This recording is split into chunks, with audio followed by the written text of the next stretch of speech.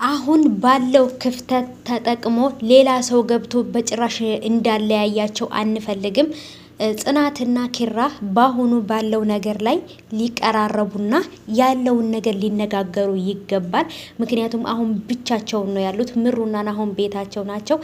ሀሴትም ቤት ውስጥ የለችም፣ ጓደኛውም የለም። በአጠቃላይ እነሱ ሁለቱ ብቻና ጽናት ጓደኛ ብቻ ናት ያለችው። እሷም ትታቸው ትሄዳለች። ስለዚህ ሁለቱ ብቻ ናቸው ቤት ውስጥ ያሉት። የመነጋገርና ይቅርታ የመጠያየቅ አብሮ የመሆን እድል ይኖራቸዋል ብዬ አስባለሁ። እናንተስ ምን ታስባላችሁ? ሰላም ሰላም፣ ውድ የተከበራችሁ የቻናሌ ተከታታዮች እንዴት ናችሁ? ከኔ ጋር ሁሉ ሰላም ነው። ሰላማችሁ ይብዛልኝ ባላችሁበት ውድ ቤተሰቦቼ። ለቻናሌ አዲስ ከሆናችሁ ሰብስክራይብ እያደረጋችሁ ቤተሰቡ ነው። ነባሮች ደግሞ እንኳን በሰላም መጣችሁ ብያለሁ። ስለምትሰጡኝ ሀሳብ አስተያየት አመሰግናለሁ።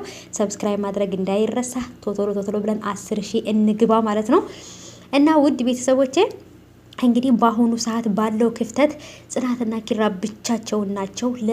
ለኪራም አባት ከዚህ በኋላ ሀሴትንና እሱን አንድ ላይ ማድረግ አልችልም፣ ከማይችሉ ሰዎች ወይም ከሚቃወሙ ሰዎች አንዷ ልሆን ነው ስትል ነበር ኪራ የሰማት። ከማን ጋ ነው የምታወሪው ብሎ ነበረ ክው ያደረጋት፣ አስደንግጧት ማለት ነው። እና እሷም ደግሞ ይሄን እንደዚህ ይሆናል ብላ አልጠበቀችም። በጣም ነበር የደነገጠችው፣ ምክንያቱም ስለ ሁለቱ ስታወራ ስለነበር ማለት ነው። ከዛም በኋላ ግን ነገሩን ሲያጣራ እሷ ወዳ ሳይሆን ይህንን ነገር አባትየው እንዳስገደዳትና የእሱ አባት ይህንን አድርጊ እንዳላት ሲሰማ ለእሷ ነው መልሶ ያዘነላት ማለት ነው። ናሆሚም ነግሮታል። እሷ በዚሁን ከቀጠለች ሌላ ችግር ይፈጠራል፣ ራሷንም መሳቷ የማይቀር ነው፣ ወይንም ቤቱን ትታ መሄዷ የማይቀር ነው ብሎታል። እሱም ደግሞ ለጓደኛዋ ነግሯታል ማለት ነው። ወይ እኔ ከቤቱ ወጥ ሌላ ቦታ ሆናለሁኝ እንጂ እሷን ውጪ ማለት አልችልም ብሏል። ግን እሱም አይወጣም፣ ጽናትም አትወጣም። ጓደኛዋ ብቻ ትሄዳለች ወደ ቤቷ ማለት ነው። ለጊዜው ነው ያደረችው። ዛሬ ወደ ቤት ትሄዳለች። ሁለቱ ቤት ውስጥ ይቀመጣሉ። ናሆምና ምሩ ቤታቸው፣ ኪራና ጽናት ቤታቸው።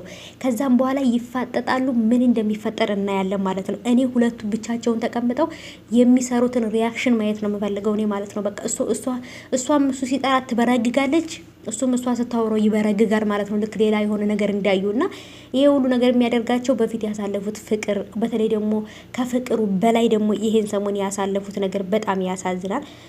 ምክንያቱም በጣም ሰልችቷቸዋል፣ ደክሟቸዋል። ጽናትም የምትወደውን ፍቅረኛዋን የምትወደውን የምትሳሳለትን ለሌላ ሰው አሳልፋ ልትሰጠው ነበር ማለት ነው። እንግዲህ አልተሳካም። የፍቅር አምላክ ጠብቋቸዋል። እሷንም ለሌላ እሱንም ለሌላ አልተፈጠሩ ማለት ነው። ስለዚህ ሁለቱ አንድ ላይ መሆን አለባቸው። ብዙዎቻችሁም በዚህ መሀል ላይ ጽናትና ኪራ መታረቅ አለባቸው። እሷም ይቅርታ ትጠይቅ፣ እሱም ይቅርታ ይጠይቅ። ስለተናገራት መጥፎ ነገር፣ ስለመታትም ጥፊ በአጠቃላይ እያላችሁ ነበር እና በጣም በቃ ደስ የሚል ነገር ነበር ኮሜንቱ ማለት ነው። ብዙዎቻችሁ ሀሴትን አይመልስሽ እያላችሁ ነበር። እኔ ራሴ አይመልሳት ነው የምለው ማለት ነው። ምክንያቱም ሀሴት ብትመለስ ከባድ ነገር ነው የምታመጣው እና አባትዮ ብቻ ሂዳ ኪራን እንድታገባ ስላዘዛት ኪራና አንቺ መጋባት አለባችሁ ስላለ እሷ ተጋብታ የአባቷን ሀሳብ ለማሳካት የአባቷን ህልም ለማድረግ የጽናትን አባት ወይንም የጽናትን ህልም ደግሞ ማጨለም የለባትም ሀሴት።